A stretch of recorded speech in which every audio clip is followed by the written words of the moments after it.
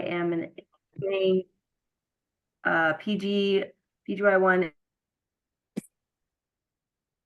in OB/GYN.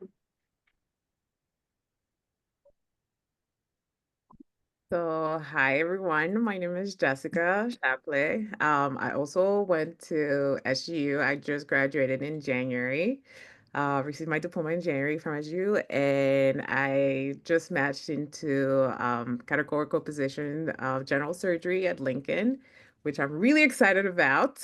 And yeah, here to be able to pay it forward and help you guys achieve everything we have achieved here. Hi guys, I'm Dee. I also am a recent graduate of SGU. Last month, I matched pediatrics in Pennsylvania, and I'm really, really excited to be here. Cool, cool. So this is us, our lovely, lovely headshots. All right, so these are the topics we want to cover today. So we'll just go one by one. All right, cool. So guys, let's talk about how important academic performance was to the whole like application process. So I would say that your USMLE transcript kind of trumps everything. Going to like an international school, they kind of really harp on, passing on the first try. So like passed up one on the first attempt, passed up two on the second attempt. Make sure that you're like within those averages, like based on what specialty you want. So for me, just to like give you like an anecdotal experience, I passed USMLE step one on my first attempt, but I did take it like later than a lot of my class. And then for step two, I also passed that on the first attempt. I scored in the 240s for psych. So that was my USMLE transcript for me. And I thought that I was in a good place overall. And in the MSPE, that's like the dean's letter. I don't think they share your GPA. You guys can correct me if I'm wrong, but they kind of like, they put like what quartile you're in, like based on your class, so first, second, third, or fourth. And I think that holds some weight, but I think overall, like in terms of academic performance, it's like USMLE holds more weight and then like your MSPE. Oh, sorry, and I'm just letting people in as they pop up. Okay, so yeah, I would agree with Charnice. Definitely the USMLE plays a big role. So okay, we'll get to the questions. I think once everybody shares, because it might come up with either Jessica or Dee. So just hang tight, please. Yeah, USMLE big factor. I would say obviously ideal is like passing on first attempt. And scores are definitely important. I will share with y'all something I have not said. Like Charnice knows, like your girl was going through it this match cycle, and I'm gonna tell y'all something I have not shared yet. Which is that like my step 2 score was only like was 227. Okay, I'll just put it out there. Okay, your girl shed real tears. But I matched OB. Thank God, because yeah. So like don't be discouraged. All that to say, don't be discouraged because like Shani said, there are like kind of ranges, and I would say that I did still fall within range for matching OB. And because of that, I was like, you know what? I'm still gonna apply. So thank you, Tish. So if you're still within range, you're within range. So go for it. Yeah, and MSPE, make sure that these doctors you're working with are writing rave reviews about you, that they're saying things like, she'll be a great doctor, she's hardworking, she's kind, she's humble, all this stuff, that they're putting that in your MSPE, and they're not saying, she don't show up.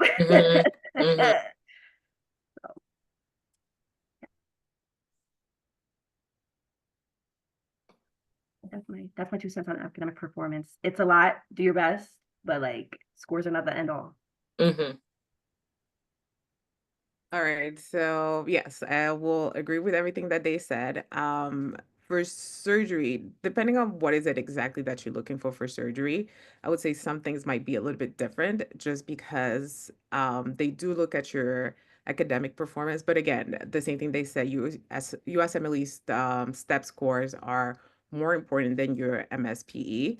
But most programs do want you to pass step one like on your first try. And for you, step two, they are looking for like high scores. Like in my case, I score in the high 250s. And that allowed me to be able to match like categorical for surgery. So if that's something that you're like pursuing and you want to do, and you're just like, no, I just want to go categorical because that was my mindset, then I would say like just make sure you do really well during your basic sciences because that helps you prepare. Also during your clinical rotations, just like Noelle said, putting your best foot forward so that they can write like wonderful things about you in your MSPE. They do like I had one of the program directors take the application with me and he showed me what is it that they look for and he was like, you taps to score. He was like, that was great. He was like, okay, let's look at your school. He's like, this is how your school breaks down your grades. And he's like, it tells me where you fall within your class. And he's like, okay, you fall right here. And that we look for certain keywords. And he's like, here for you, it said excellent. So like, yes, those are the things we're looking for. So yeah, so as far as academic performance for surgery, they do want you to have like good scores. Again, agree with everything everyone else said. However, I think I have a very different journey from most people here. So someone asked if anyone took step one more than once. That'd be me. I took step one 3 times. And I matched. So don't let that discourage you. Secondly, someone asked if you took step one and two back to back after third year. Yes, I took it in fourth year while doing electives. It is possible. I actually took step two before step one. So however you do it, it's possible. I passed step two with a 224. I was very disappointed, but I was glad that I passed. And needless to say, I think something that really helped me, though I did have those setbacks on my application, was my MSPEs and my LORs.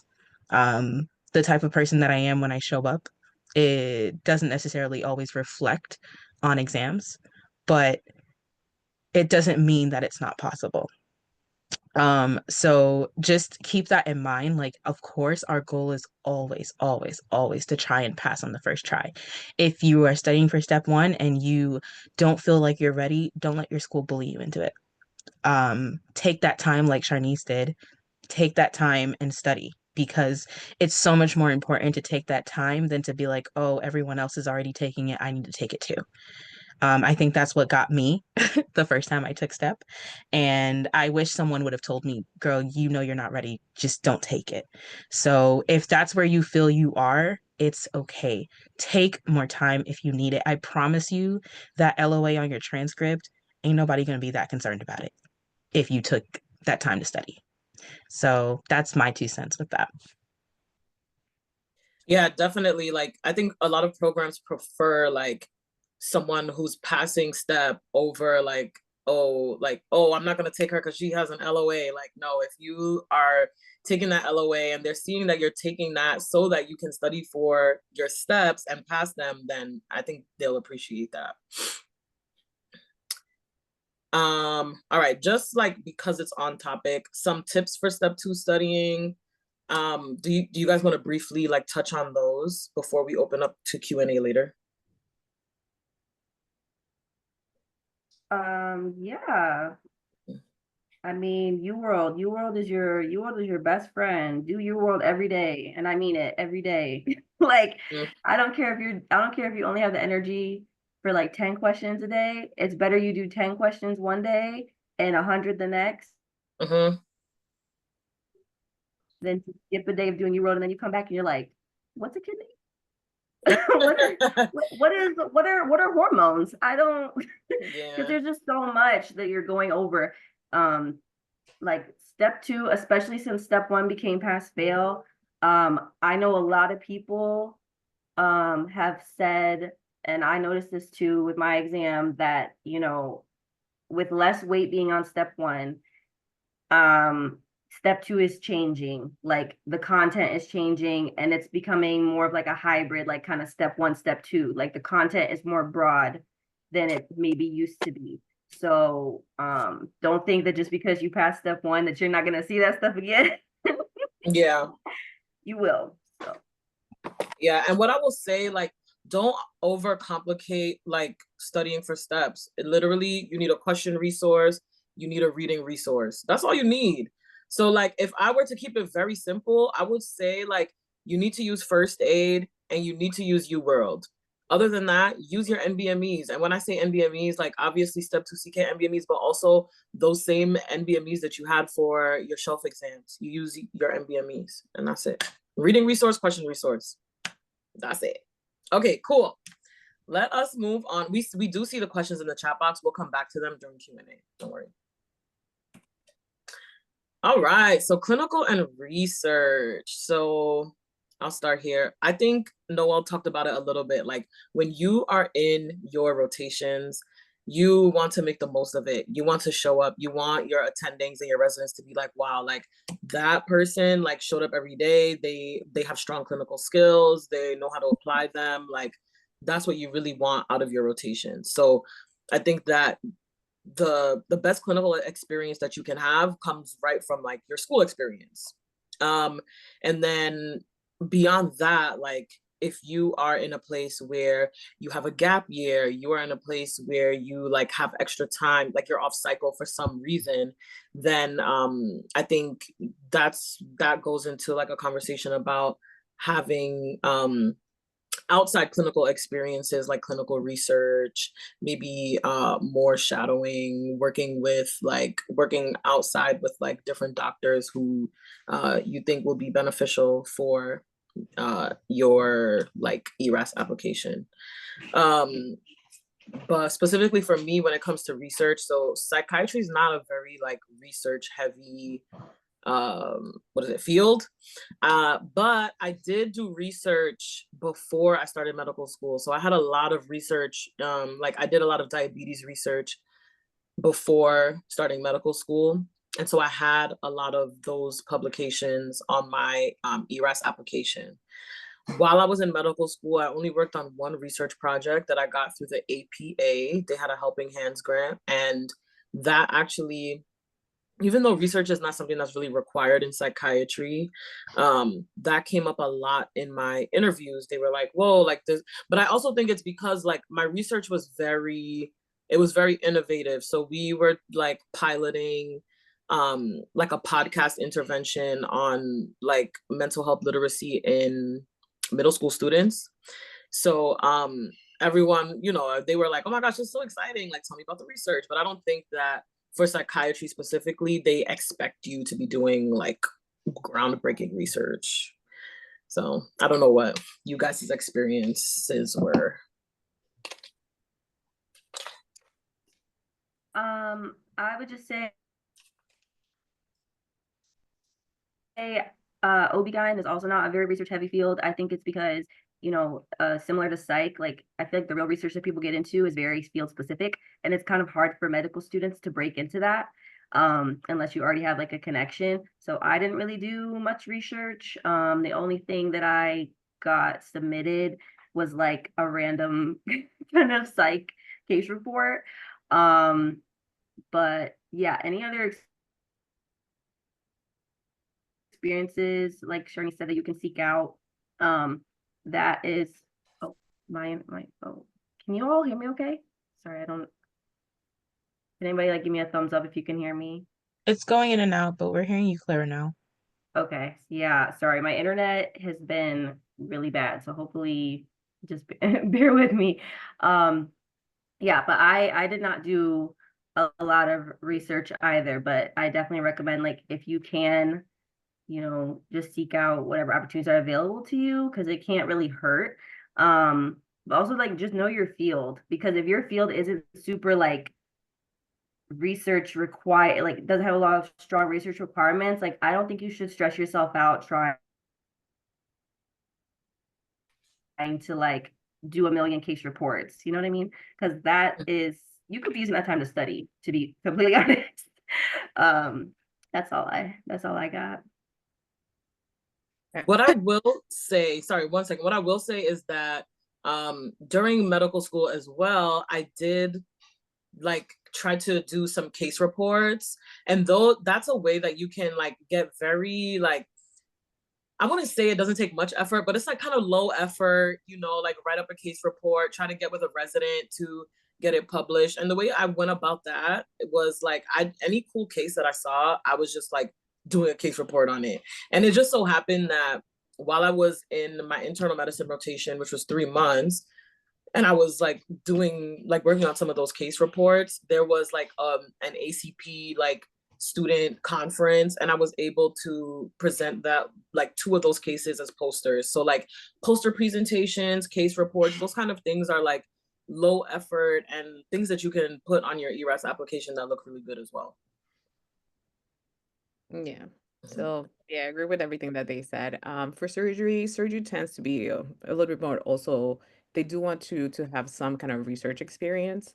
But there's also is more specific to which program you're going to be applying to, right? Some programs might lean more heavier on like research experience than others. So as while you're doing your research, you will find those things out. But for surgery, if you like, I didn't have that many publications. I think I had 2 or 3 by the time we had to submit the ERS application. And in my case, I was able to do some of the research during my 3rd year. I happened to be able to rotate at Elmhurst Hospital. I made a good connection with one of the attendings who ended up being my mentor, and she ended up also being the director of research. So she was able to connect me with the Department of Research. And then there, I was able to write a case report and do 2 other projects with like residents. They were just looking for medical students to help with like data collection. And those 2 cases they get published, and one of the case reports that I did, I also ended up doing like a cancer symposium, and also presenting this same case report. I ended up presenting it at the Southeastern Congress in New Orleans. And because it was a really cool case, it was a cool case about like a hydatid cyst that the patient had. So if you find something that's like really different, you can get multiple publications out of it in different ways. So that also helps. But yeah, during your 3rd year, you can find those opportunities. Like during 1st and 2nd year, there was nothing, like I couldn't find any research. And then during 3rd year, it was like it happened. So the possibilities are there. Just try to talking to people, going to conferences, networking will help you get those opportunities. I absolutely agree with everything that everybody said, and I just want to put it into literally one sentence, which is closed mouths don't get fed. So when it comes to being in clinicals, when it comes to wanting to do research, I promise you, just ask. Nobody's going to come up to you and be like, hey, do you want to do this? No, you have to ask. You have to be willing to step out and be like, hey, I'm interested in this. Do you know anybody? Sure, you might get some no's, but at the end of the day, all you need is one yes, right? So when it comes to clinicals, the first thing I want to say is show up and show out. I don't care if it's a field that you never, ever, ever, ever, ever want to see again. Show up and show out. I hate surgery. I'll be the first one to say it. But I promise you, I was in that OR with that doctor at 8 o'clock in the morning. And if she was there till 8 p.m., I was there till 8 p.m. Right. And though she couldn't understand how I was a student that had no interest in surgery whatsoever, but I showed up more than every other student that said they were interested in surgery. Right. So that again goes back to the MSPE, right? It translates in how people speak about you. And how people speak about you will, one, make you a lot of connections, and 2, ensure that you're able to shine through whatever else you may have that probably brings your application down in some way, right? So show up, show out, be interested in learning. If you've never done something and any doctor of any sort, resident, attending, or anyone comes up to you and says, hey, would you like to do this? Don't say no. Say, I've never done this before, but I'd love to learn. If you show me one, I'll do one. Don't ever just be like, no, I don't want to do that, or I've never done that before. I don't no. That's not the way you want to go about it, because again, it shows the difference between someone who truly wants to learn versus someone that is just like, I'm just here to get by. And I personally didn't do any research while I was in medical school. The only research I had was when I was in undergrad. But that research was a very interesting research case, although it never got published, which broke my heart. But I was still able to put it on there because it was my sole project that was backed by a medical examiner's office. And so, it was a very relevant case. And so it did come up in my interview. But yeah, the biggest thing I think you guys should take away from this portion is closed mouths don't get fed. Please speak up, ask questions, don't be afraid to ask. You said that beautifully. You said that beautifully. I think if anyone takes away anything from today, take that away.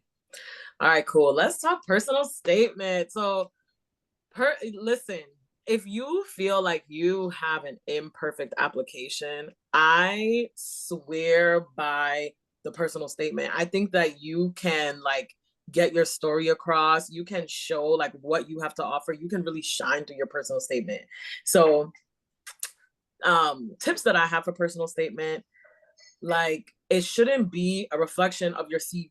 Oh yeah, then I went on to college and I did research and I did that. No, they read all of that already in the actual application. When it comes to your personal statement, you want to show them who you are. You want to, I'm a charismatic, passionate person. I want to show them that. Don't just say I am charismatic and passionate. What's your journey? How have you consistently shown that you are this passionate person? What experiences have you gone through that kind of reflect that? Also, in your personal statement, this is the time to really address any kind of downfalls that you have in your application. Just address them. You don't have to harp on the fact that you failed. A few sentences this is how I overcame adversity, this is how I turned a negative into a positive. They really appreciate that. And just really share your journey, show them. So I applied psychiatry. Why is it psychiatry? Where does that come from? And it has to go beyond oh, I've always wanted to help people. Oh, I love mental health. I'm so interested. Everyone who's applying is interested, but they want something compelling. Try to be compelling. And it doesn't mean that you have to be gimmicky and try to make your personal statement this flowery story or this big poem or something like that, but just really get personal. Show them who you are at your core in your personal statement.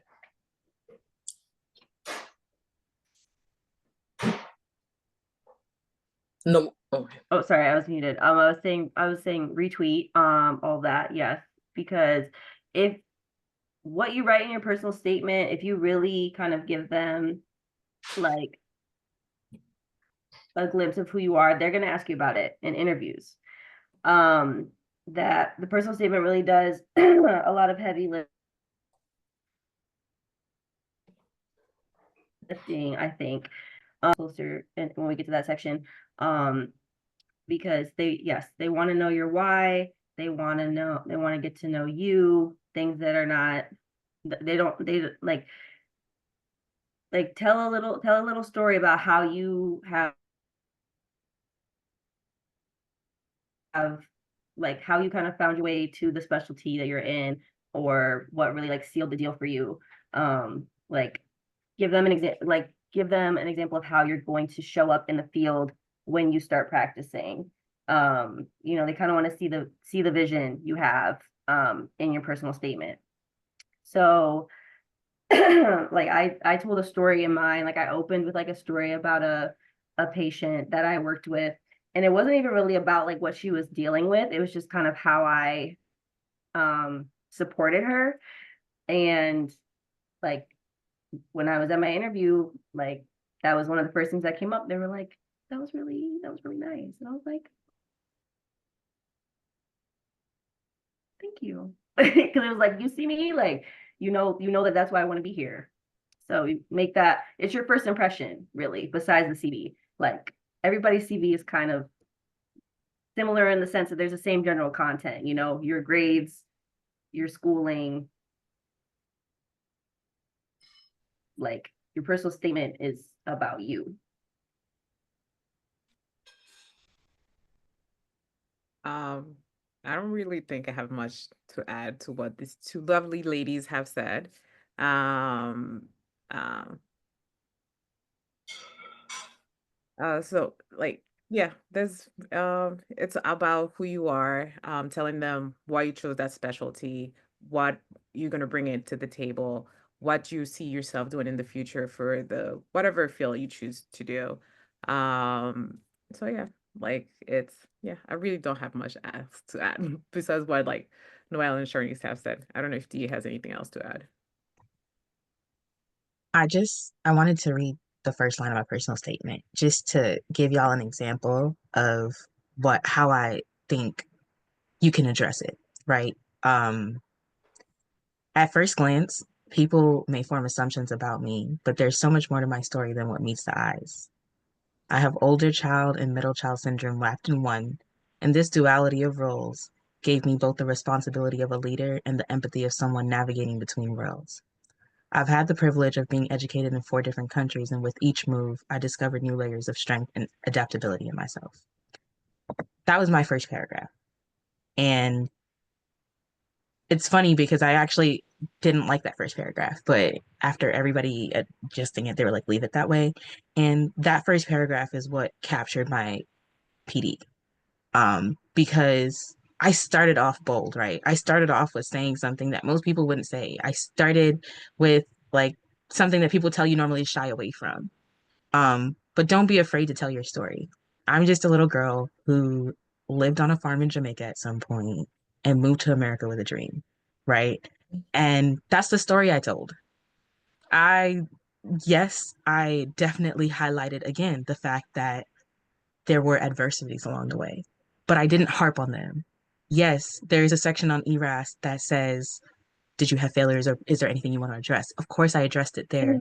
But at the same time, in my personal statement, I wanted them to know while, yes, this is a little piece of my story, that doesn't define me.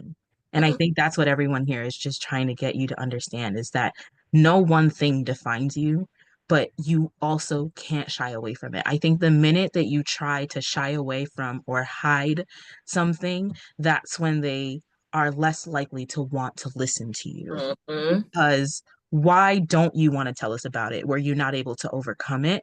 Like, why are you hiding this thing from me? Right. So don't be afraid to be vulnerable in your personal statement. That is how they're like, one thing about programs is they want to know the person, right? They can see your accomplishments, but that doesn't describe the person that they'll be working with. That's what is most important because on that committee of people that are going to decide whether they take you into their program or not, it's not just the personal director, the program director's choice alone, right? It's a program director, it's a whole committee. There's probably a resident on there who's like chief resident that's probably like, do I want to work with this person? Do I want this person as my, whatever, my first year? So you want to ensure that you're showing them your personality. Like this is their time for your personality to shine through on your personal statement. So just remember that it's not about like they said, it's not about highlighting everything you've already done. We know what you've done. We've seen what you can do, right? So now tell me, who are you outside of medicine? I get it. We're medical students. It becomes our personality at some point. But who are you outside of medicine? That's really important. And that's why your personal statement is so important. Yes, 100%. So this is what I will say. The moment I realized that like my personal statement was really like getting my foot in the door was that interviewers would meet me and they would be like, I am so excited to meet you. It sounds like your parents did such a good job like raising you. And I was like, what? Like, my parents, but it's like they just know who I am because of that statement. So that was like, oh, that personal statement did it for me. Technical things about personal statements. A tip that someone gave me that I'm going to pay forward is to reach out to some of the closest people to you, like your parents, your cousins, your best friends, and ask them like, what do you think programs need to know about me? What do you think I should really be like telling them about me? And that feedback kind of helps shape like the important themes in your personal statement. And then also reach out to those same people.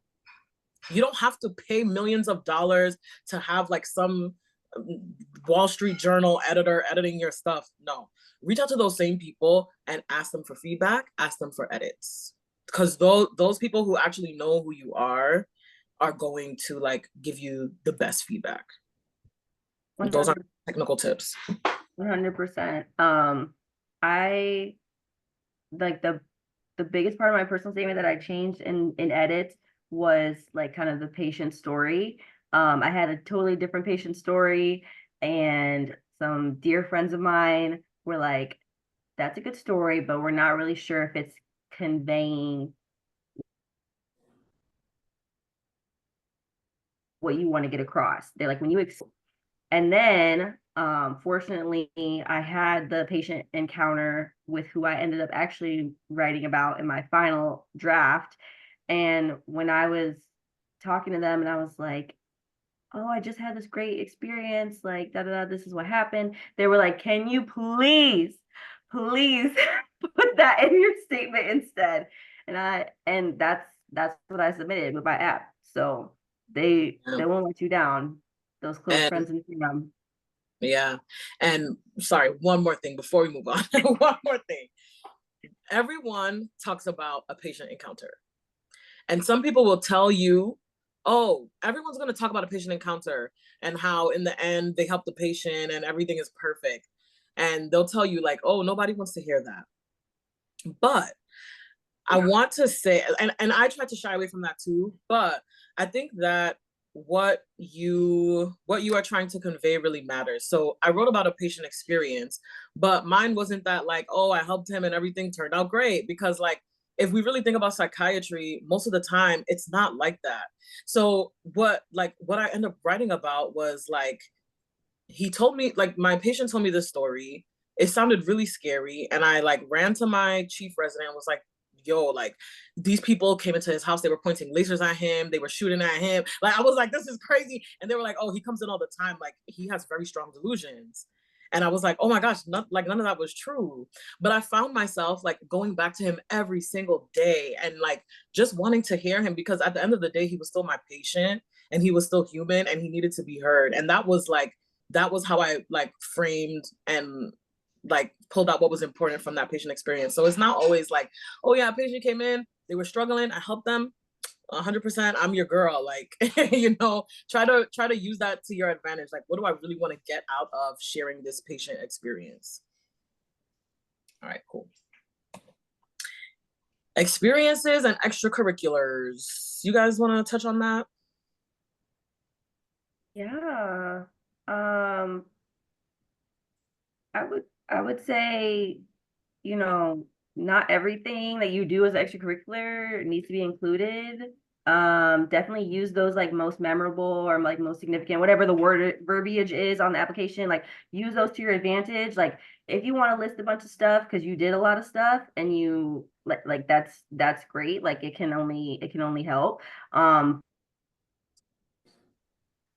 But when it comes to the most significant, they will ask you about those. So, you know, try to like choose wisely, I would say. Like if volunteering, like which is something that I put on mine, like if volunteering is something that's really important to you, like make sure you note that, because like that's what came up in my interview. They're like, oh, tell me about this. Like tell me about your little, because I'm in Big Brothers Big Sisters. But yeah, like if you like Charnice and I, along with our friend, like, you know, we started this org. I don't know about you, Charnice, like they didn't specifically ask me about this experience, but I know that they asked me questions where I had the opportunity to talk about this. And I know that they were like, that's why we kind of in the chat, if people, I don't know if y'all can all see, like be mindful of the questions they're asking you, because there's always an opportunity to talk about things, even if they don't explicitly say, I want to hear about this. Mhm. Yeah. Mhm. Yeah. Yeah. So I would say, I'm just gonna talk, I guess I'll just talk like psych specific in terms of extracurriculars, because there are some like common themes that always come up in psych. They really like to see volunteer work, but specifically any kind of like acute crisis work. So whether that's like volunteering with the crisis text line, or which I did volunteer for, or if you volunteer, like if you do acute crisis team, like mobile crisis work, they love seeing that in psychiatry. What they asked me a lot about was, actually they asked me a lot about, so I own a dance company as well. They asked me every single time about my dance company, like, and I was like, are we here for dancing? Like, but that's the kind of stuff they want to know about. Like, if you're interesting, like, make sure you put that in your application, and don't put it in as like, oh, and I also do this. Tell them exactly what you do and be like bold about it, because they want to see that you bring that kind of like interesting view to their program. And I would just say, when you're writing your experiences for the ERAS application, make sure that you're writing them well, whether you want to like use some kind of assistance from AI. I say, like, they will tell you, like, they encourage you to use AI, not just to like tell AI what to do, but write out like your experiences, what you did, how it was impactful, the outcome, and, you know, use AI to your advantage to make sure that you're really like conveying exactly like the core characteristics that were needed for that thing, if that makes sense. Like, yeah, I don't know if you guys can explain that better, but just make sure that when you're writing about your experiences, you don't have a lot of words, but try to make sure that everything important is in there.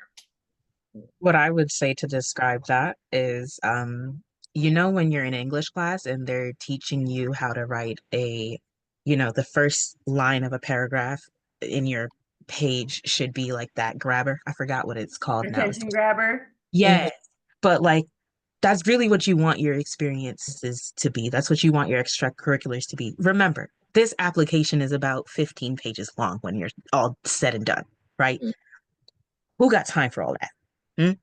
And again, it's not just one 15-page application, it's hundreds of 15-page applications. So, what do you want them to be able to quickly skim and see? Do you want them to quickly skim and see, or do you want them to quickly skim and see exciting?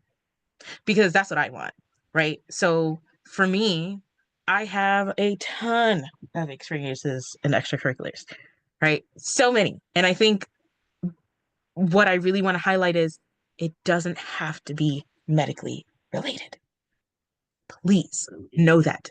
Okay.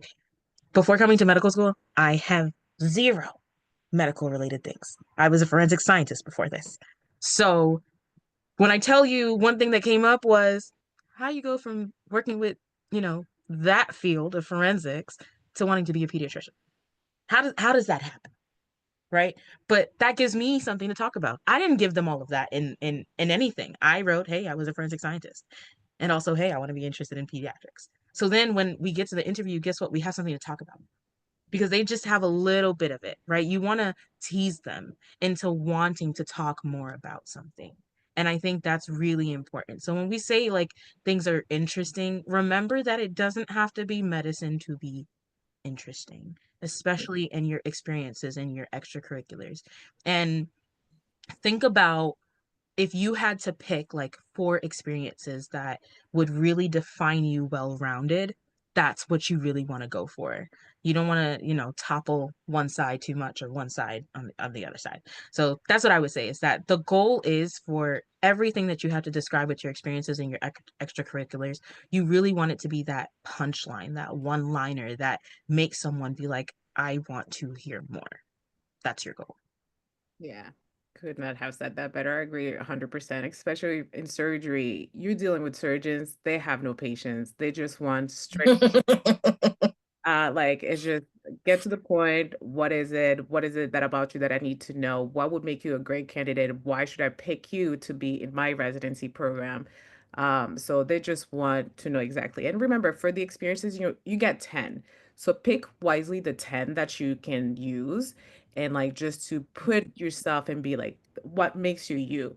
Like in my case, I'm a nurse, so like that was one of the things that kept being brought up every single time, and that they always wanted to talk about that. Just like Dee said, how do you go from nursing to be now becoming a surgeon, or like from forensics to peds? So things like that. They want to know what makes you you, that you're a well-rounded person, that you're gonna get along with everyone else, that you show teamwork, that you show grit, that you show compassion. They want to see those things, and you will see in your experiences. It says it labeled. This experience, what does it fall under? So those are the things that they're looking for. And then when you're talking to them, those are the things they want to see. They want to see that you are not someone who is who's like crazy and it's gonna come and do like crazy stuff in their program. So like, and guys, no, if you get an invitation, it is because you've met all the requirements. Now they just want to get to know you and who you are as a person, that you don't have some underlying pathology that they need to like diagnose in like 15 minutes and be like, yeah, yeah, we'll take you. No, we won't take you. So think about all that. Interview. All right. Interview is your time to shine. It is your time to shine. That's literally just like a ticket. And basically they're like, look, don't mess this up. Like, we want you here. This is the admission. Like, just like, don't mess it up. So I think in your interview, definitely be yourself. They need to like get a feel for who you are, because if you're going to be in their program, they need to know who they're bringing into their program. Be yourself. Really highlight like what makes you an outstanding candidate. And like Noelle said, like they won't ask you straight out like, tell me about the time you failed this one test. But they will say, tell me about a time in medical school where you struggled. How did you deal with that? And then you say, you know what? You use that anecdote to really frame how you're going to answer that question. You know what? There was a time that I failed. And you go from there. Da, da, da, da, da. This is how I overcame it. And this is why, like, I'm the best applicant ever. And they will really be receptive to that. So yeah, be yourself in your interview, really shine. You know, be on time, look presentable, make sure you're friendly, make sure that you know, say thank you, like, you know, they took time to interview you, thank them. And then like post interview, make sure you send them a thank you email, like, you know, be polite. Just with the thank you emails, just make sure that the programs are accepting like thank you emails. Like if they say no thank you emails, do not send a thank you email. You know, just be respectful, whatever they ask you to do. But yeah, interview time is your time to shine, to put your best foot forward, show the amazing person that you are and why they should take you. Um, and just for like for interviews, just prepare for your day because they can be grueling. When you finish, you are tired. You are tired. So just prepare for that. But otherwise, it's a fun time. You get to, as you go through your interviews, you get to know yourself and you get to understand the field that you're going into. And you go like, oh, okay, now I understand better. This is what they're looking for, and this is what they want. Oh, and this is, oh, actually, this is what I'm looking for. And like during your interviews, they interviewing you, but you're also interviewing them. Find out if that's the place where you want to be. Because some places you'll have interviews, you'd be like, ooh, no, I don't think this is it. Other places you'd be like, oh my God, I love this place. So just take your time, digest, and you'll see how you do on the interview trail. But it's a fun time. It's a fun time. Yeah.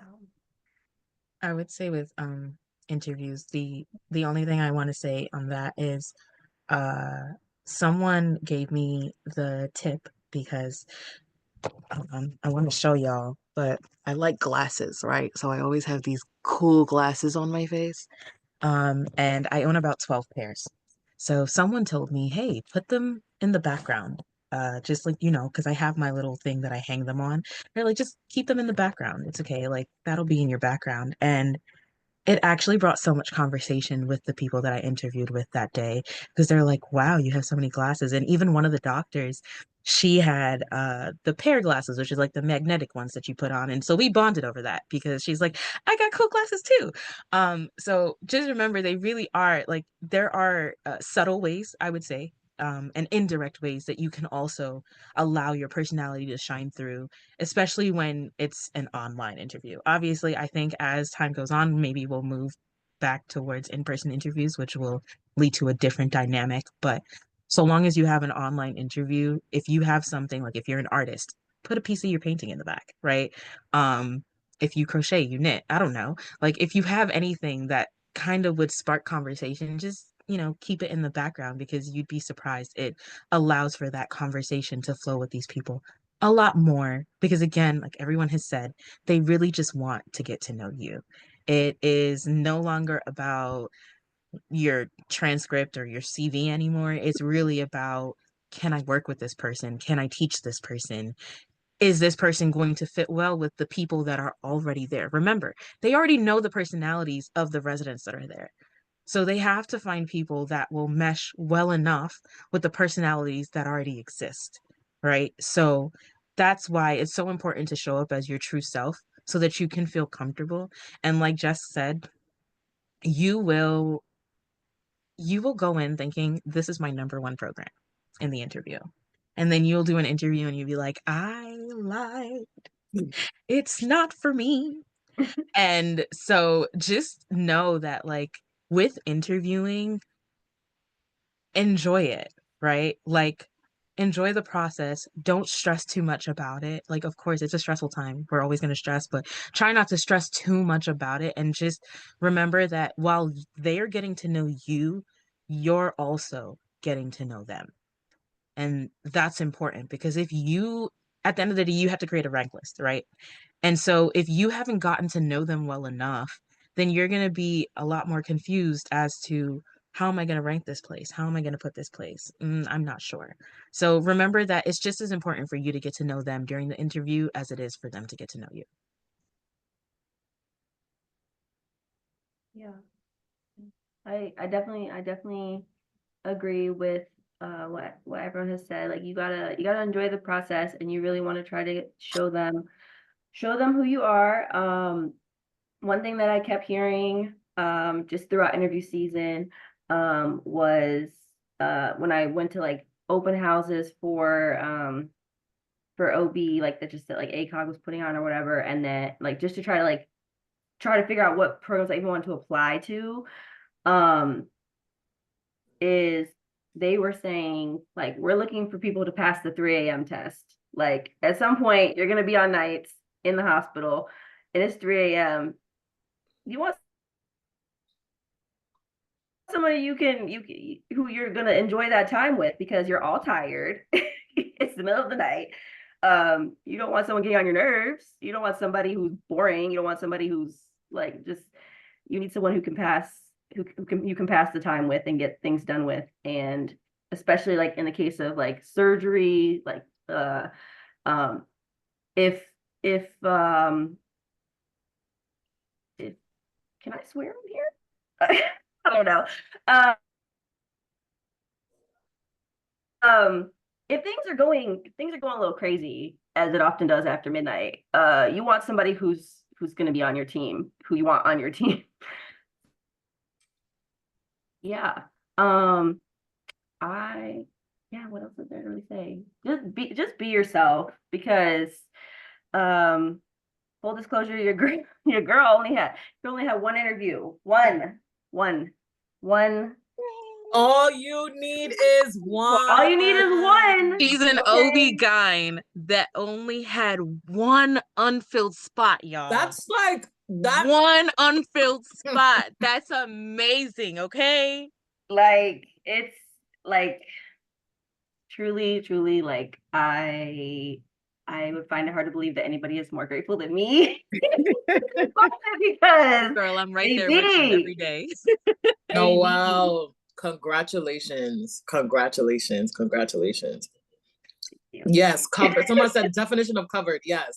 Like you literally just have to you just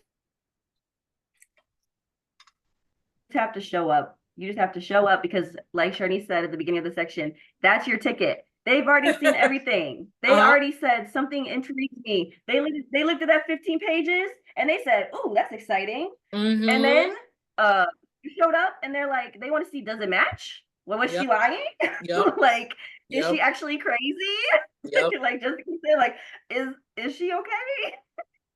And so, you know, you just look your best, put on a brave face. You're shaking in your boots like me because you're like, this is it. Listen. And just do what you can. Don't shy away from anything. They're gonna ask you questions. They're gonna be a little bit sneaky, like honestly. They're going to ask you things and you're going to think, oh, it's just a question. It's never just a question.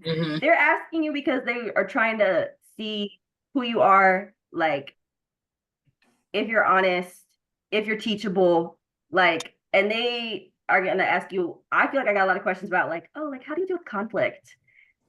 And how did you, like, tell me about a time when you dealt with like X, Y, or Z?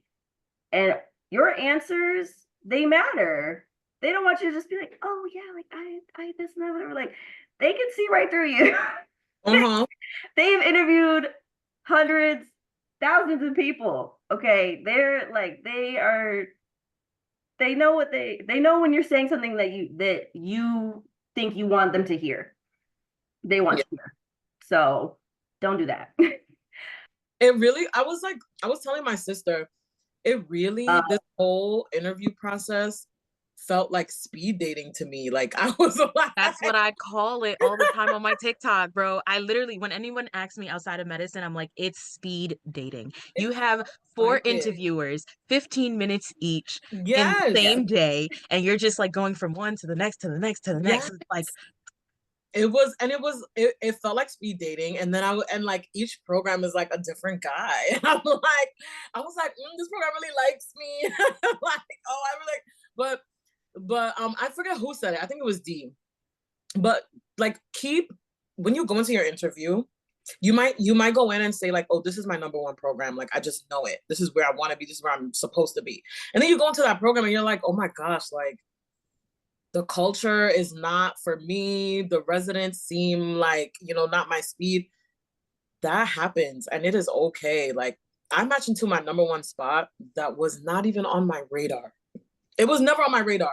Even when somebody asked about strategy, even when I got the interview invite, I got that invite literally in September.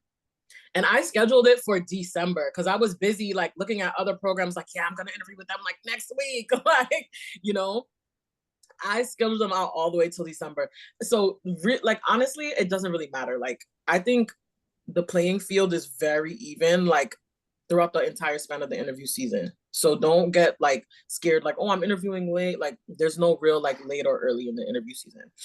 But yeah, come in with an open mind because what I thought was my number 1 program ended up being like number 8 on my list. So I just want to add something when it comes to interviews. As Noelle brought up, she only had 1. Please know that when you are hearing people say, I have 13 plus interviews, I got 5 plus interviews, don't let that deter you. My one and only interview came on December 17th. Oof.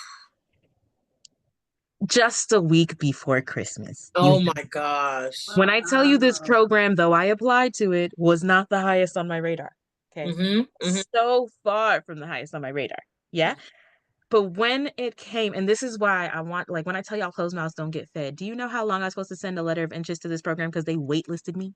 They didn't even give me an interview outright, right? They waitlisted me, right? They didn't give me an interview outright. And I kept saying, I'm gonna send a letter of interest, I'm gonna send a letter of interest, I'm gonna send a letter. And I was so terrified to just open my mouth and ask. I sent the email at 10:37. They responded at 11:17 a.m.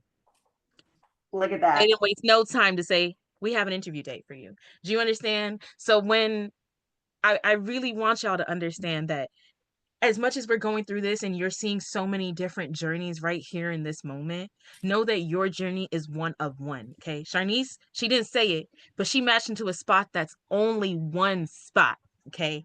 There's only one of her in that position.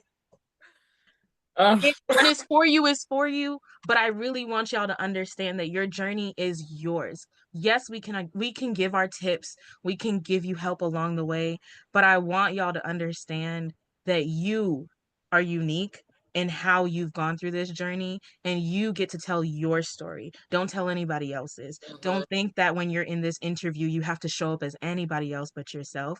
Because as my friend told me literally one day before I went in this interview, all they need to see is you. And if they would just give a chance to give you an interview, you will get a residency spot. And so said, so done. Right. So just remember that through it all, maybe you'll get one, maybe you'll get 15, but know that it only takes one. And it doesn't matter what else is happening outside of that. Lock out the noise if you have to. If you got to come off of social media during match season, do it. If you don't want to talk to nobody about it, do it. Because I'm not going to lie. I lied when they asked me how many interviews I had in person. I was just like, I got like 2 or 3, knowing well I only had one. Okay. I knew I only had one, but I was so ashamed in that moment. And I don't want anyone to ever feel that way. And that's the reason why I tell my story. Because if I had known more about people that matched with one, and that it didn't feel like such a shameful thing to have, I feel like I wouldn't have felt the need to lie. So just know that interviews are your time to shine. It doesn't matter how many interviews you get. You only need one. There's testament of that here. Just show up and show out. And again, closed mouths don't get fed. So please don't be like me and wait. Send that letter of interest. Yeah.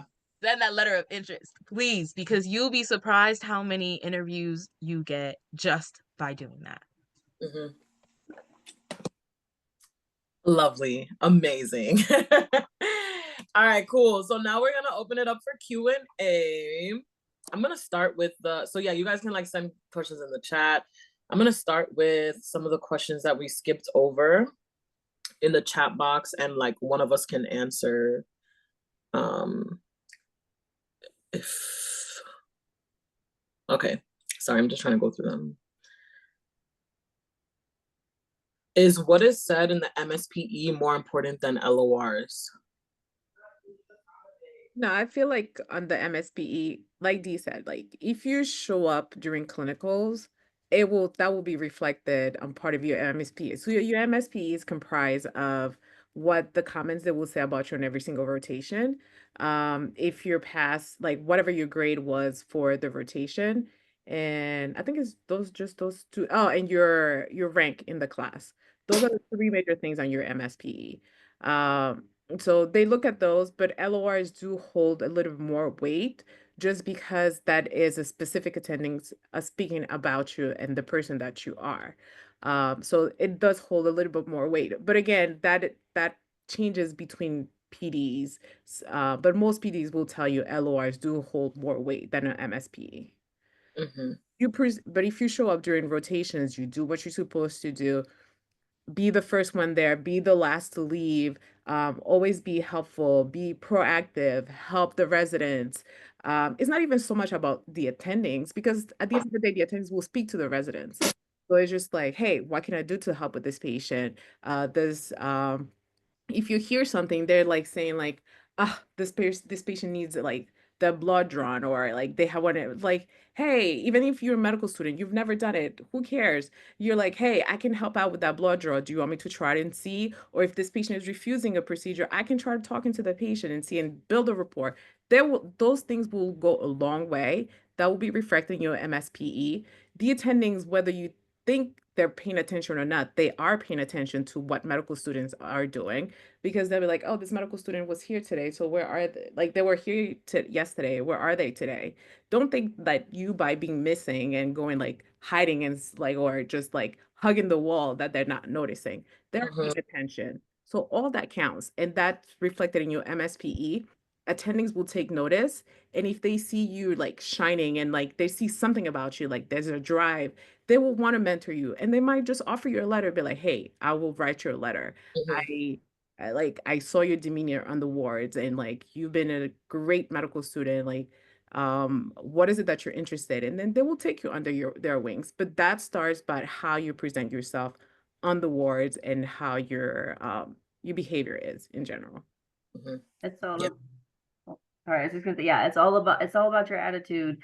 Um, yeah, show up and like don't complain because they're listening. Everybody's listening. Somebody Yeah. watching you is not anxiety. It's the nurses. It's it's the residents. It's the attendings. Everybody's watching you. Okay. Mhm. So don't piss anybody off because it will get back to your attending. Even Yeah. the cleaners, y'all.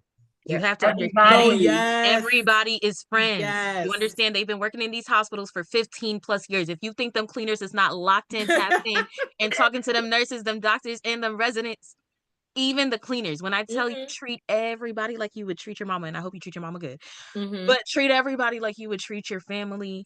Do not, like, you walk in somewhere, say hello, say good morning. Hello. They may not respond. That's okay. That ain't got nothing to Mhm. do with you. At least you said hello. At least you said good morning. Please remember that. Like, it's not like, forget about this whole title thing. It does not exist. Everybody is a person to you, and that is Mhm. how you need to show up. The patient's family is a person to you. That is how you show up. The patient is everybody. It's not just the people that you're directly interacting with. Even the people in the kitchen area, okay, Mhm. downstairs in the cafe that you Mhm. see every single morning. Good morning with a smile on your face, because it really makes a difference. 100%. Tips for step 2 studying. We provided the link to our recorded step 2 webinar. It's on YouTube, so you guys can check that out. Did you submit an SL? Oh, did you reply to that already? Noelle, Yes, did you? I did submit a SLOE for OB. It's required.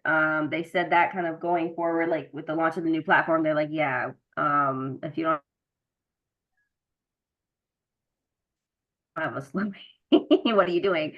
Yeah, try to get it from somebody who's like a chair or at least like a high up attending, even if it's just like a clerkship director or somebody. Try to get it uh from one of those people. You need it, and yeah, so make sure you're on their good side so they'll write nice things about you because Mhm. yeah. Yeah. How would you recommend scheduling interviews, i.e., most likely place you want to go to first or last? So when I was scheduling interviews, I had lots of time because I was off cycle. So I was just like on this like gap year. So I just scheduled them like as soon as possible, really. And I wasn't really taking into account like other things or like scheduling conflicts. But I know that some people were interviewing while like in 4th year. And so you have to, so Jessica, you could speak on that. Yeah, so when you're scheduling your interviews during 4th year, if you can try to do like light rotations during that time, that will help you a lot. Um, like I remember the first interview I received, I think they sent it at like 11 a.m. I saw it until 2 p.m. And by the time I went on Thalamus to be able to schedule the interview, all the slots were almost filled. Like the only ones that were left were like January. And I was just like, well, dang. So I had to make sure to like set up an alert on my email so I could, whenever interviews would come, that I would actually see them on time to be able to schedule them, because during you're doing your rotations, there's so many days off you can actually take. So try to schedule lighter rotations. For the first part, I was in ultrasound rotation, so it's not too bad. But after that, I had my family medicine rotation, and at that point, I had to take a couple of days off. But thank God, we're following attending schedules. So some days they were there, some days they were not. So I would try to schedule my interviews on the days they were not, if possible, because you will see when you get your interviews, programs might have specific days that they just do interviews. Like in surgery, most places that I got interviewed at would schedule their interview days on the days that they have didactics. So if their grand rounds, M&Ms are on Wednesdays, they would try to schedule their interviews also on Wednesday. So you could also get see how um the program runs, how do they do their grand rounds and all that stuff. Also, you have to think about socials. Some of these programs will do socials the night before, so you have to be mindful of that too. So if you're doing it during your 4th year, like just try to make sure have lighter rotations in like October, November, December, things where you know it's not going to be like too heavy, or that you'll be able to take some time off. But if you're not able to do that, they do understand it's interview season. You need the time off. Just say, hey, I have an interview. They will give you the time off. Hopefully they won't make you make it up. In my case, they never did that. But yeah, that's what I would say for that. Cool. Perfect. Thank you. What about rank lists? What factors influence that? So for my rank list, factors that I included were programs, well, one program that offered public student loan forgiveness. That was my number one, obviously. Proximity to my family. Like if you have strong family ties and you want to be around them, that's like very important. Yeah. Another factor was, do they have because I want to do a forensic psychiatry fellowship. So do they have forensic psychiatry fellowship, or if they have like forensic electives, or, you know, if they're like well connected in the forensic psychiatry world. And then, so things that like are really, really important to you. And then also like salary was important to me. But you'll see is that the salary is trash either way. But like, it depends on where you are. So like the New York programs will pay more because New York is an expensive city. So yeah, but those are the factors that influence my rank order list. My friend says that the resident salary is a human rights violation. It is, because it like if it's a regular like salary, like you can get by, but it's like you're working so many hours. It's not like a 40-hour salary. It just doesn't make any sense, because why am I making the same salary I was making with my bachelor's degree working? And you a doctor. You understand? Like it's not clicking in my head. Why 5 years later I'm still, a matter of fact, I took a pay cut. Because when I left the NYPD, I was making 80K. Now you're telling me I'm not making 80K anymore. I don't understand. How do we get, like, why is it like this? But you know what? This is what we wanted. We're not doing it for the money. We're not. Yeah, and God will provide, because we made it through the 4 years of medical school without a job, right? And we survived. So we will survive off of this salary that they give us. But and they need to do better. They need to do better. I'm crying. Somebody said pop the balloon ERAS edition. That's really how it felt. That's really how it felt. Like no outside electives, boom, pop. No, like listen. No meal stipend, pop. Like no. What do you mean I have to pay for everything? For everything? I interviewed at a program that they were offering like cell phones and laptops, and I was like, that is like, and like the cell phone was under them. So like some residents were like, yeah, I like cut my cell phone service off and I use that cell phone like as my personal phone, and they paid the bill. Listen, with the salaries, you have to. Yeah. What strategy was used to apply to programs? I would say the same ones that Charnice was just talking about for the rank order list. It's the same, because at the end of the day, when you're trying to strategize where to apply, you're going to then hopefully get interviews and then rank those places. So where do you want to live? Where's your family, your support system at? How much are they paying?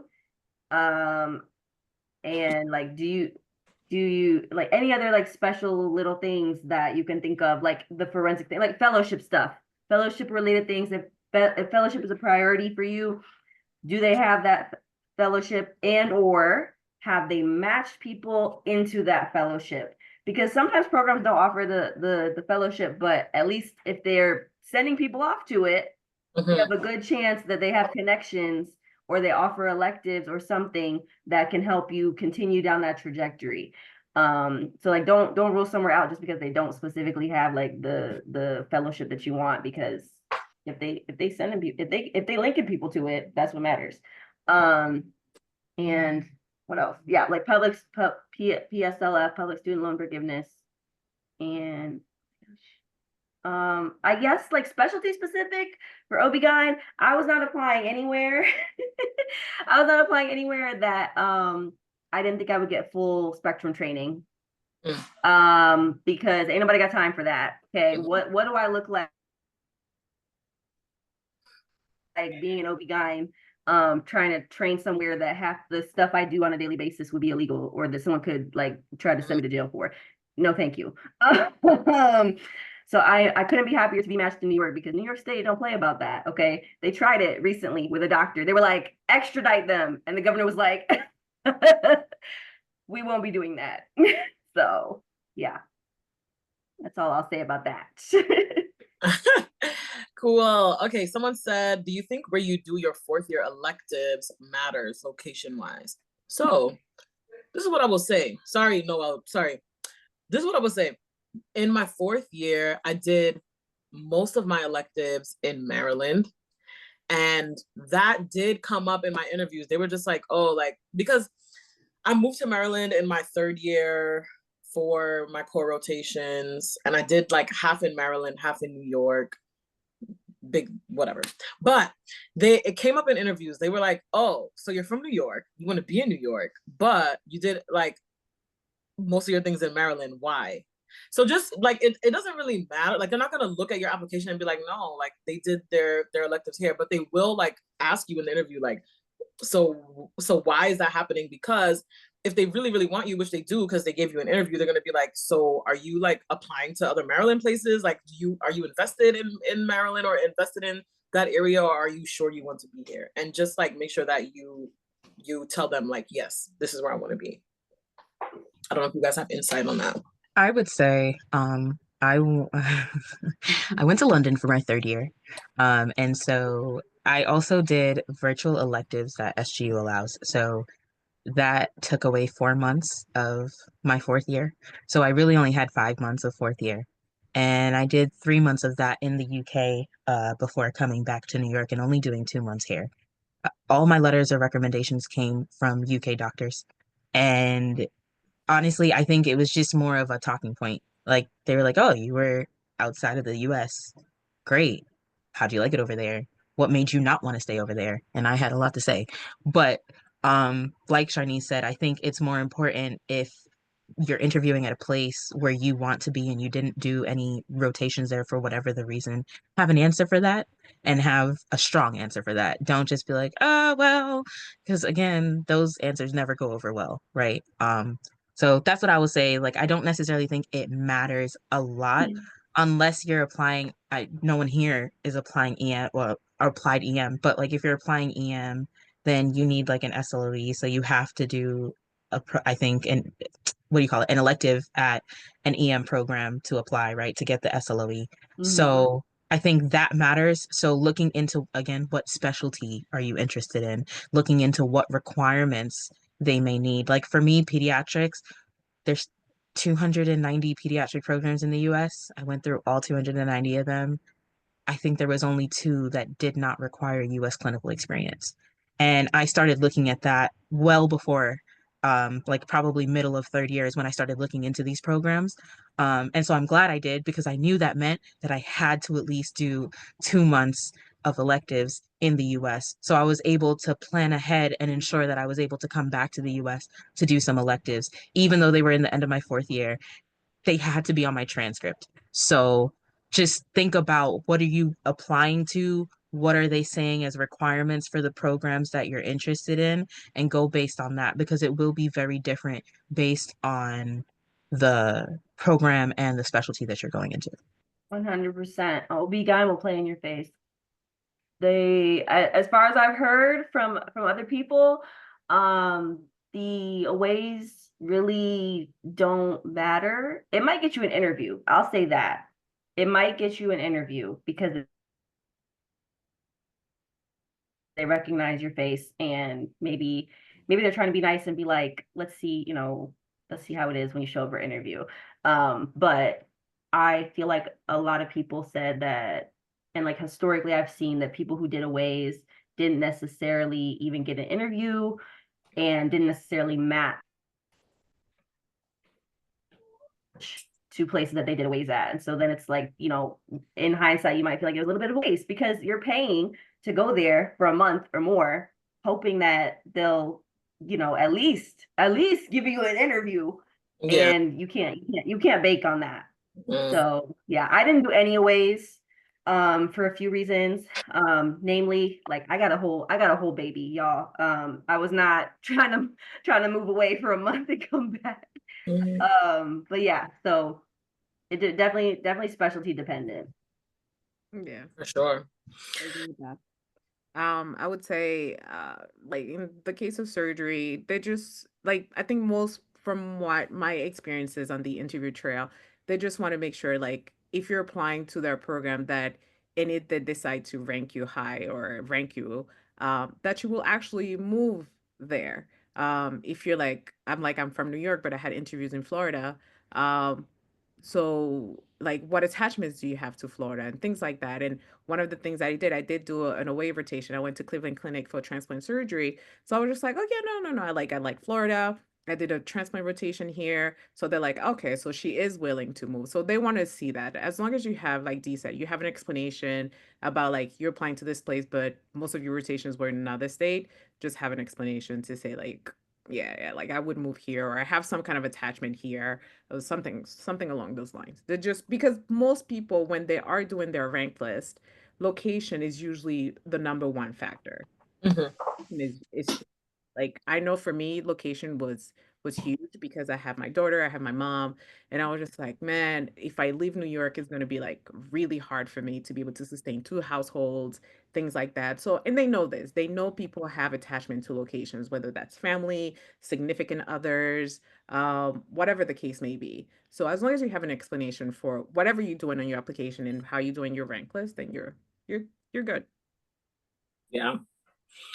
Someone asked, is it in our interest to apply to 100 plus programs or could we apply to less? Listen, I don't think that anyone should apply to 100 plus programs. And look, I'm just Charnice. I'm not a medical school You're not Dr. But I think that is ridiculous and it costs so much money.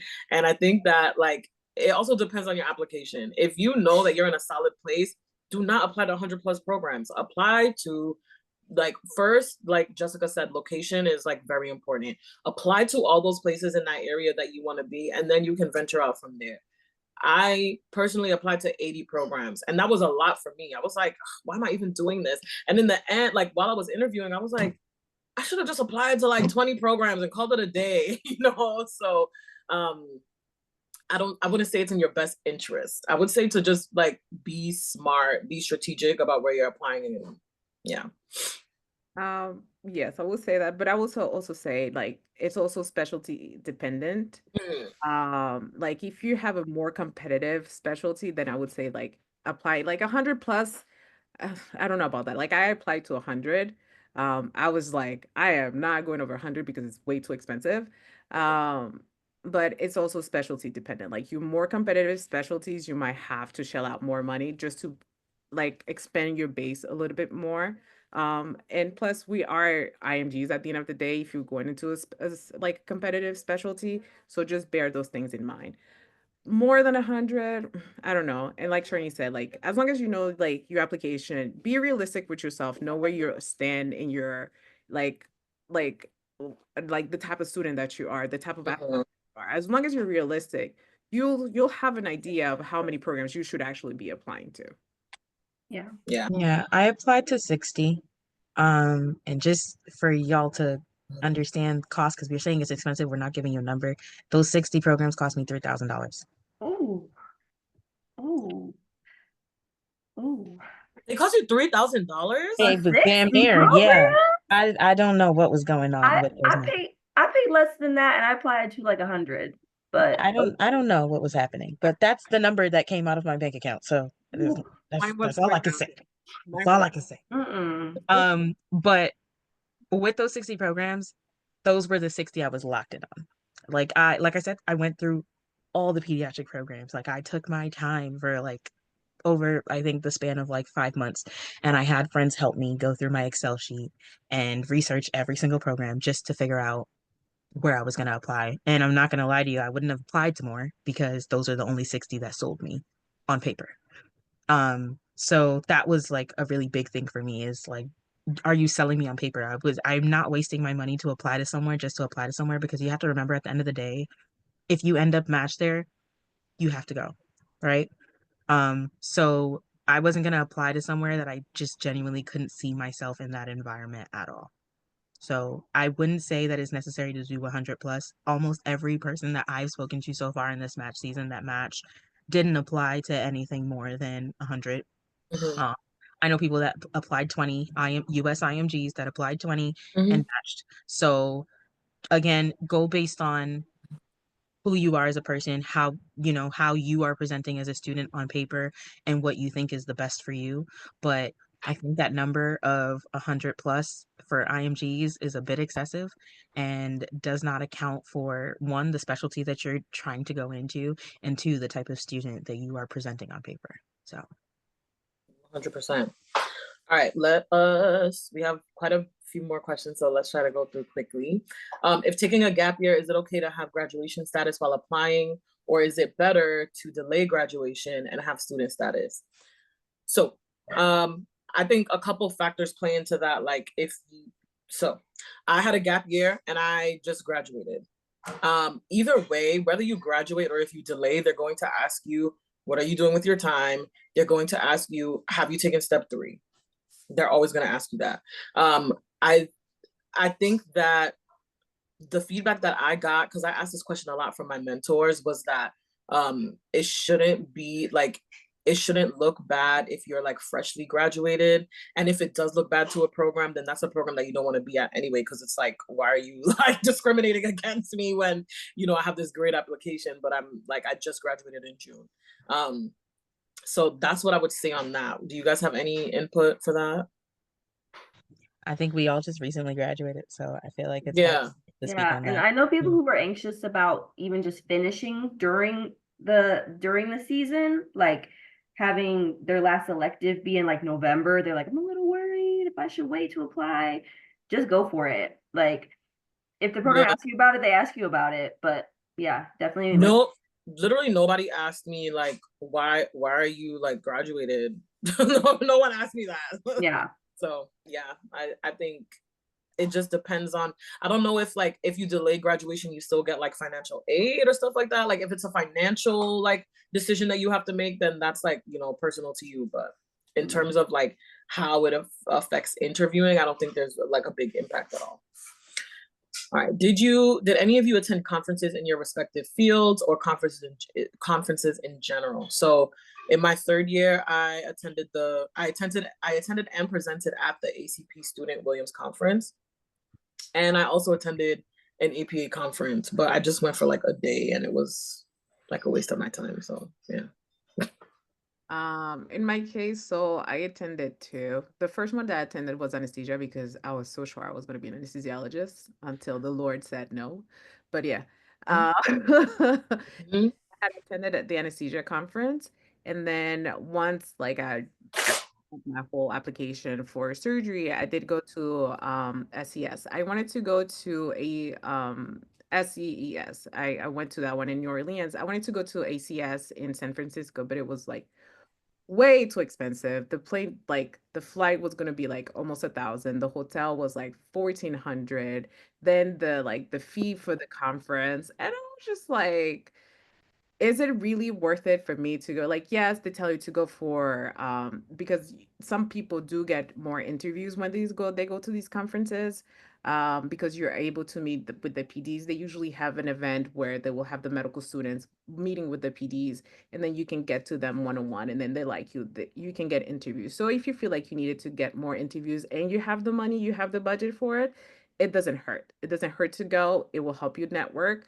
But if you can't go, because at the end of the day, we are medical students and we are broke, it's also okay. Yeah. Like, I was just like, I can't go. It's Yeah. too much money. I can't go. But SESC, I did go to that one because I was presenting. So that one I did have to go. And if you're presenting, SU will reimburse you, even though I'm still waiting on SU to reimburse me, but they will reimburse you up to $1,000. Yeah, they will. I tried to get them to reimburse me for APA this year because I actually do need to go to APA this year and present. And I was like, oh, let me just try it. And they're like, you're not a student. I'm like, okay. Somebody asked, does the region option on the application detour programs from interviewing you if you don't prefer the region? So I don't know the official answer, but I can say that I like checked off like the New York region, but that didn't stop programs from New Jersey, Virginia, Florida, from interviewing me. So I don't know. That's a good question. I really don't know the true answer. For surgery, I would say surgery does do geographical preference. They do look at that. Like I was going in between, like, should I put it? Should I not put it? Should I put it? Should I not put it? And I originally, like, I was gonna put it, and then I've decided against it. But looking back, I think if you're applying surgery, signaling your geographical preferences might get you more interviews in those areas than just going broadly. Like, as you will tell you, do not put a geographical preference. But surgery seems to be geographically biased. So from what I've seen. So I don't know. That makes sense because like those are pretty long hours, and like if you get a small amount of hours to be with your family, you should be, right? So I guess that makes sense. Did anyone use signaling and did it help in your opinion? Yeah, I use signaling and I got an interview at every place I signaled. You did? Yeah. I did not. I got one. Yeah. What? What? So I think it's helpful for psych then. I didn't get any. Like literally, actually, you know what I got from most of the programs I signaled? Rejection letters. Yeah. That's what I got. They actually said sorry. That's what I got from mine. And also with the geographical location, I did not want to stay on the East Coast. And so I was really trying to edge them to get me out the East Coast. But the program that interviewed me didn't really care. They were like, you're going to stay on this East Coast. So yeah, I can't say that it necessarily plays a huge role in pediatrics. But again, like the programs that I saw when I looked at where people were coming from, they like in pediatrics, they're usually moving like across the country a lot of the time. So I don't know if it really plays that big of a role in peds.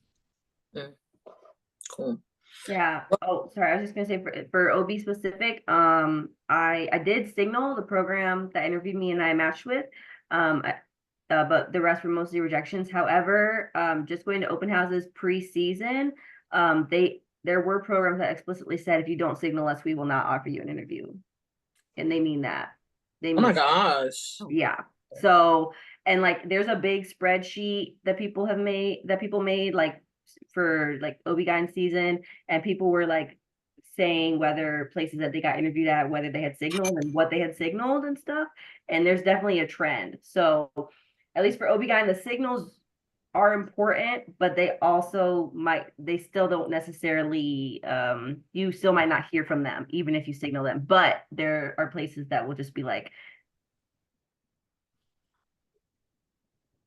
well, we don't care unless you signal us. Also for signals, I will say, be realistic about the places that you're signaling. Like for example, in my case, I do think I used in vain some of them. Like there were reaches, and I was just like, you never know. So I signal them, and now looking back, I'm like, could have used that signal better. Or there's one specific program that I saw it after the fact, and this is because like I was tired of going through like so many web pages of programs, and I had it at that point. One of them was like, we will, if you are an IMG, we will not interview you for categorical. Like in my case, I only apply categorical. I did not apply for any prelim positions. So they were like, if you're an IMG and you're applying for the categorical, you will not get an interview. It stated black and white on their website. I didn't see that. I signaled them. So that was a wasted signal. So do your research. Yeah. All right. What questions did you ask in interviews? What questions did we ask, like of them? Yeah, so I think some questions that I asked were like, you know, in what ways do you prioritize resident wellness? What opportunities do you have for like acute crisis, teamwork, things like that. So I would say for questions, like a lot of people will tell you to ask things like, oh, like, are there any changes happening in your program? What do you think is the best part about your program? Like people will tell you to ask very generic things, but I think that the strategy you should use is, that you're applying to that you're interviewing with this place.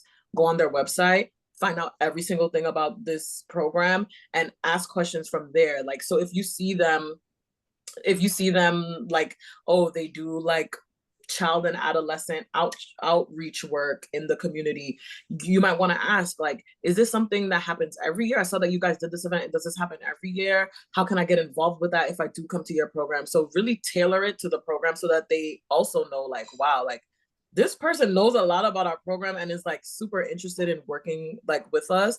So I would use that angle. So yeah, I think they're asking like, what did you ask in your interviews to the interviewers? Yes. Okay. Yeah, I would say also, I would just say some of the questions that they're asking you, like when they're asking you about conflict resolution, because again, they're trying to see, will you mesh with the people who are currently there?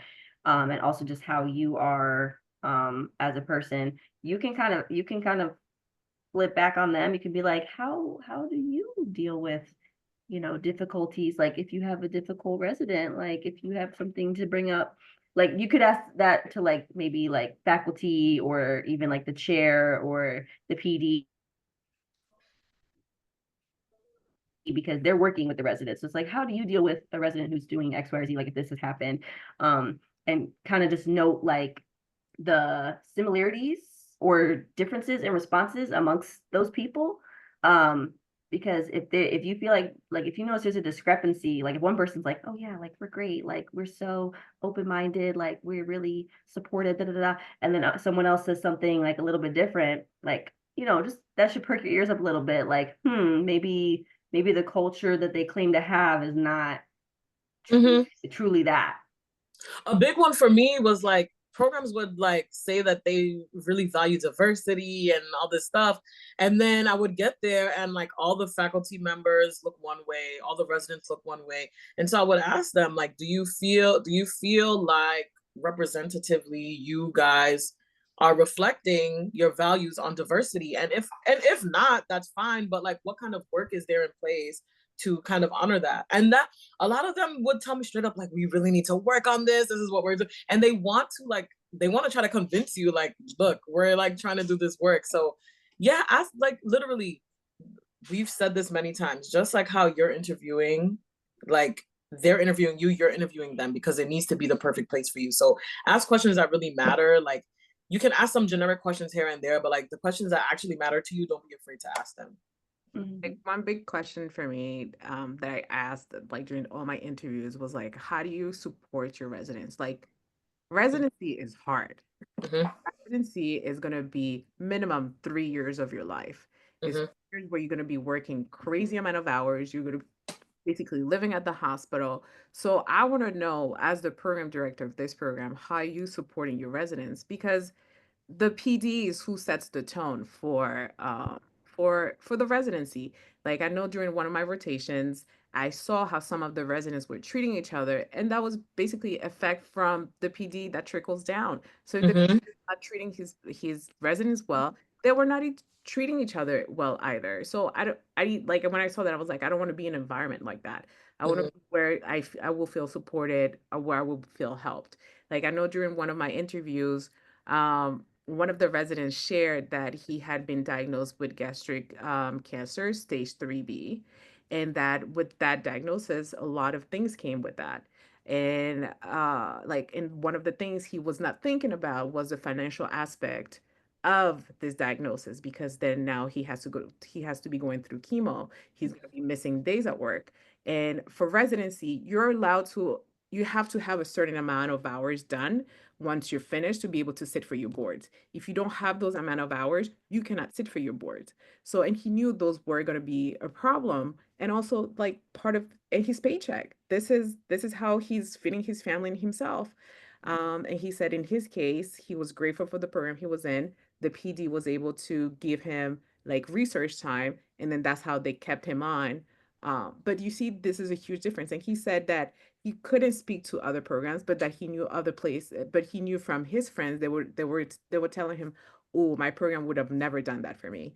They would not have given me research time. They would not have done those kind of things and just maybe have told me, well, we're sorry, you're going to have to leave the residency or whatever the case may have been. You know what I mean? So for me, finding out about the support, like, are you a supportive, like, are you supporting your residents to be able to help them get through residency and actually see them finish? That was something that was very, very important to me. Wow. Yeah. All right. I officially graduated last month from SGU. Congratulations. I'm applying for the MPH program during my gap. Would it be wise to take step 3 before residency? I think so. I think if everyone can take step 3 before residency, do it. I am literally like, I have to start step 3 studying on Monday. I'm sad, but I'm going to do it. And if you have the time, why not? Me and you both, girl. Yeah. I'm going to start studying for it too. Yeah. To be honest, like the main reason why one of the residents that I spoke to said get it out of the way is especially if internal medicine is not going to be your specialty. Yeah. Step 3 is internal medicine. Yeah. Yeah, it's internal medicine. So if you are in your residency and you're focusing on OB or you're focusing on peds or you're focusing on surgery, like you're now having to study for both boards, right? Because you start studying for your surgical boards, your OB boards, your psych boards from day one. So now you're studying for 2 exams at the same time. You have no time because we just said we live at the hospital, we're working all these hours. You want to make the most of your time. So while attendings will tell you, take this time for yourself, they're not in your shoes. They are already making that money. Okay, that's what you're trying to get. So I'm just going to say that, right? You will hear differing opinions. I think do what's best for you. If you have the time, I recommend it. I also plan to take my step 3 before I start residency. I think it'll just make more sense so that you can really focus that time and energy that you barely have on residency and your board exams that will be coming up, because exams never end. This is a life we signed up for. So you want to be able to be strategic about it. I'm not saying you can't enjoy yourself during that break too. It's always important to have a break, but I definitely think take that step 3 if you can before the time. And if you didn't know, you need your diploma to take step 3, because I feel like some people don't know that. But Yeah. you actually have to have your diploma so that it can be uploaded to ECFMG so that you are verified to be able to take step 3. So, just a little tidbit in case you did not know that information. Yeah, because I would have loved to start prepping and be able to take it sooner, but that diploma is still on the way. So Yeah. yeah, if you can get it done before, as I heard, like the first couple months, if you can get it done like that first month, first or second month of residency, just the sooner the better. The sooner the better. Yeah. Although, and most programs. although I don't also check with your program if they'll still cover it with. Oh, did I freeze? Sorry. Yeah. Oh, okay. Kind of, but I was literally just about to say the exact same thing, is that one, most programs cover it, and two, most programs have a requirement that you need to pass step 3 by your first or middle of your second year. So just also keep that in mind, that there will be a deadline on it. You can't delay it forever. So yeah, those are some things. Like if it's a financial thing, wait till you're in your program, but study for it, so that once you're in the program, they'll cover it, but you already have studied for it. You can just go take it. And two, just remember that there's usually a deadline, and I have heard of someone being kicked out of their program, not to scare anybody, but again, I've literally heard of someone being kicked out of their program for not taking step 2 by the deadline that was needed to take. So again, we've worked so hard to get where we want to be. We never want to influence anything in the negative. And that's obviously just one program out of the many, but I just want you guys to be aware that there's a lot of things that are possibilities. So you don't really want to delay it if you don't have to. Yeah. And I will add to that you do also, I don't think we mentioned that, but you also once you start as a PGY1, you will have your in-training exams. So like for surgery, you have your ABSITE. ABSITE is every January. So you have to study for that. And so if you can get step 3 out of the way, if you have the time, obviously, then get it out of the way. Also, the other thing, like I was talking to one of my mentors and he was telling me, he's like, listen, no one, no one cares about your step 3 score. Just pass it. Pass it. He's like, it doesn't matter for fellowship. It doesn't matter for anything. Nobody looks at that score. And this is verbatim what he told me. He's like, I knew every single grade I got on every single one of my exams in medical school. I can tell you how much I got on my step 1, how much I got on my step 2. I have no idea what I got because no one cares. Just pass it. Just pass it. He's like he was doing internal medicine, so it's a little bit different, but he was like, I only studied for a week and a half for this exam. And I was just like, okay. Oh yeah. When I was in 3rd year, some residents were like, oh, what they say is like the rule of 4. Like it takes you 4 months to study for step 1, 4 weeks to study for step 2, 4 days to study for step 3. Yeah. I thought that was funny. Okay. Did you guys find that going for an in-person interview versus online makes a difference? It made a difference for me. My in-person, I only have one in-person interview, but I was like, wow, like you get to see the facilities, you get to meet everyone. It feels real. When it's online, you have to wait until like maybe they offer you a second look to see the facility. Yeah. And a lot of programs, like even if you want to see the facilities or get a tour, like some programs will tell you straight up, like, you know, we're not allowed to do that. Like, we're so sorry, we're not allowed to do that. Like, but like we'll give you some recommendations if you want to visit. So, and you know, like sometimes you go on second looks to programs that you really liked and you're like, oh, I don't like this place at all. They don't have any windows in their workroom. Like I can't be here. You're like, you know, it's like, I don't know. So yeah, I think in person makes a big difference. I hope that like more people get to do in person coming up. I also had only one in-person interview. I could have done 2, but there was a conflict with my schedule. I couldn't go do the second one. But the one I went in person, I was actually dreading. I was like, oh, I should have left it to virtual. Why did I change it to in person? But once I got there, I really enjoyed the time there, actually sitting down with the residents, getting to know the people, having that human connection. It's so different from like a virtual interview. So no, I don't know. It was nice. So if you can do more in-person interviews, I would say do so. My best friend in medical school, Charnice and Noelle know him. He did a lot of his interviews in person, and every time he was like really happy about his in-person interviews. Just because it's a very different field from like the virtual world. Yeah. I match at a place, like I match at Lincoln, and at Yeah. Lincoln I did my sub-by, so I already knew the faculty and I knew the residents. So like for me, the virtual interview was just more like getting to know more about the program and actually going through a formal interview. But being there with them, just it's different. It's different. So if you can do more in-person interviews, I would say do so. Yeah. And if anything, go to the second look. If it's offered, go to it so that way you can see it. Because at least for OB-GYN, they're planning to stick with virtual. They love it. I don't love it, but I was grateful that my program offered a second look, so I went to it. And I think that also, like, you know, just is another chance for you to shine a little bit, like on a more subtle level, because like you're showing up, like you're traveling from wherever you are to actually see them in person. When that's like kind of your only opportunity before match otherwise in my case. So yeah. Beautiful. All right, last question.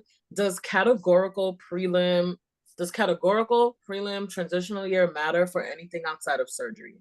I think it matters for like anesthesia.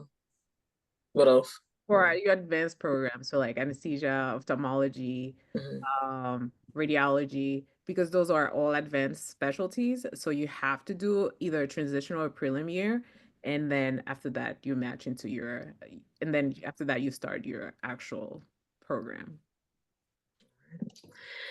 All right. Thank you guys so much for coming today. It was a pleasure. I had a lot of fun talking to you guys.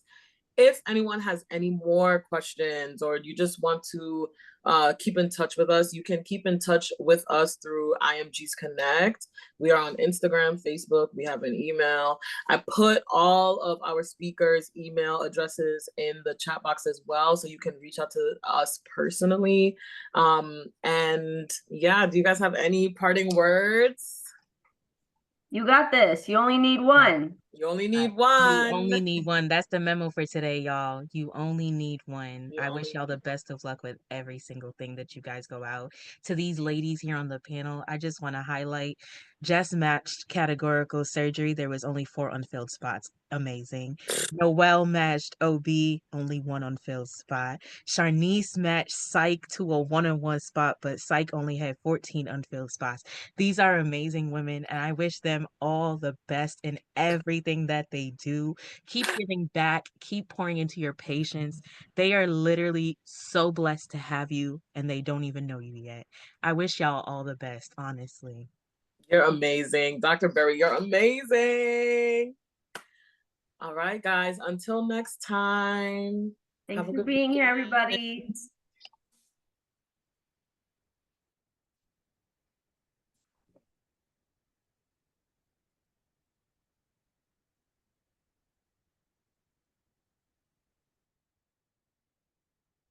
Hey Noelle, I just wanted to say congratulations. It's fish. Sorry, I couldn't.